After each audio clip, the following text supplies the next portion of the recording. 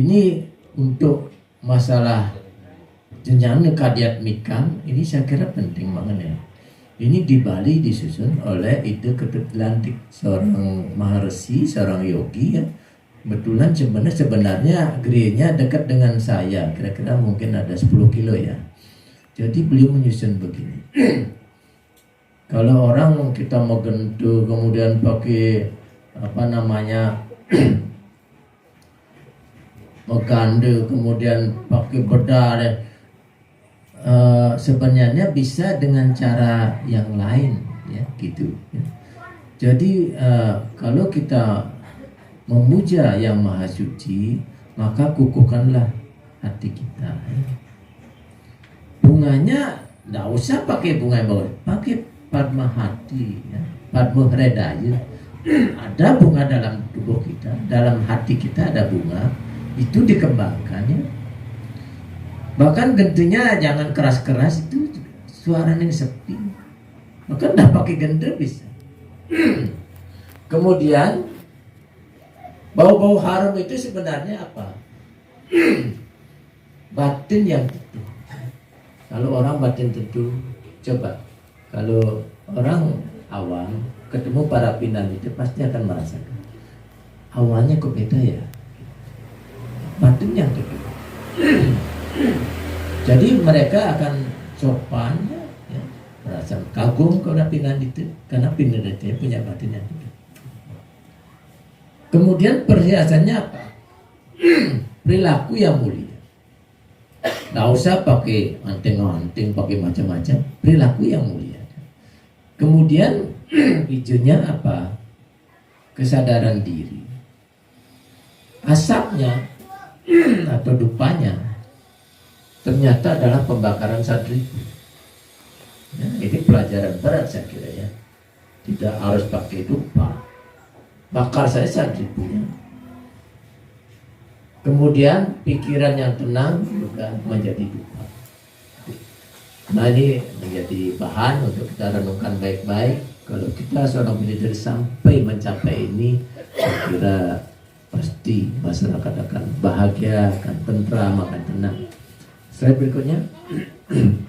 Sekarang kita lihat tentang tridatu ya. Tridatu medis maupun non medis kelihatan. Ada prana, prana itu napas ya. Ada oja ya. Kemudian ada teja. Dalam tubuh kita ada.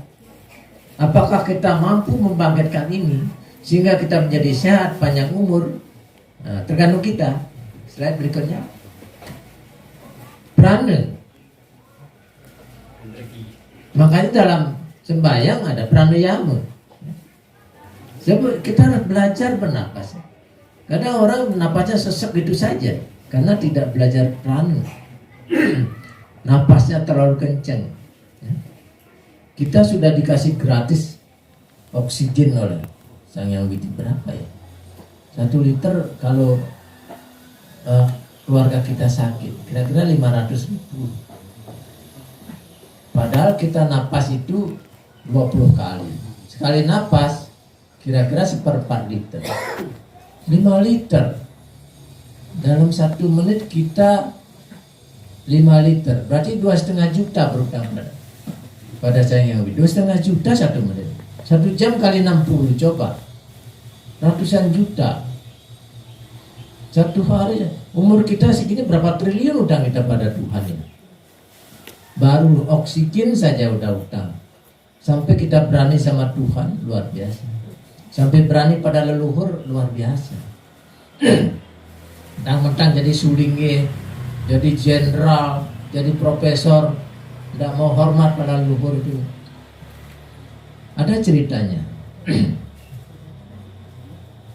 Suatu saat Dewi Kunti mendengar suara orang menangis.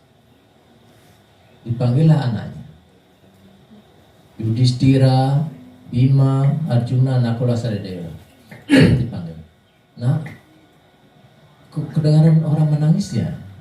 Siapa ya itu? Didengar semua menangis. Oh itu ayah kita, Pandu ya.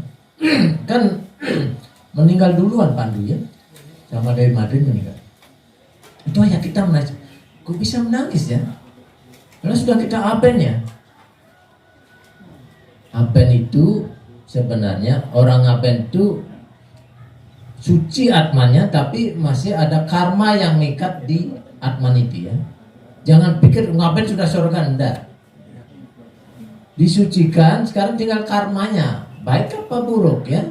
Berapa baiknya, berapa buruknya, berapa lama di neraka, berapa lama di surga. Nah begitu mendengar itu ayah kita, itu ayah Pandu itu, yuk kita cari, dicari. Ternyata di neraka. Kok heran ya orang nama di neraka ya. Mereka lumpuh.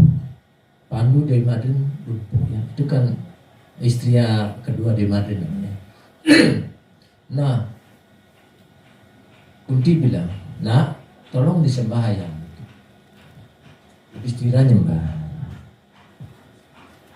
Tetap lumpuh. Bima kan tidak boleh nyembah ya. Ya kan diceritain ya. Bima sembah ayam. Kunti bilang, enggak ibu. Jangankan cuma ayah, dewa pun tidak boleh saya sembah. Itu memang sudah begitu kelahiran saya. Akhirnya Kunti udah nyembah. Arjuna, Nakula Sedewa nyembah. Tetap lumpuh. Pandu ayahnya tetap lumpuh di sana.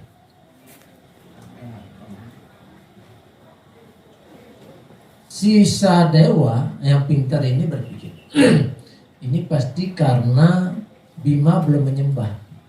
Karena Bima nggak bisa nyembah. Sejak dulu juga waktu ngapain juga nggak nyembah. Gimana nggak kali biar Bima mau nyembah ini ya? Tidak gampang. Akhirnya Sadewa bilang, Kak Bima, itu jari tangannya kakak kok nggak sama panjang ya? Gitu. Panjangnya kok beda? Oh nggak mungkin jari tangan kok. Berarti sama panjangnya. Enggak, saya lihat, coba aja. Coba dipadukan tangannya. Pasti beda. Langsung gini Bima. Ini lihat, sama ini. Langsung bangun aja. Itu kepintarannya Sadewa. Begitu mencakupan tangan Bima, itu berarti dia menyembah. Maka ayahnya terbang. Jadi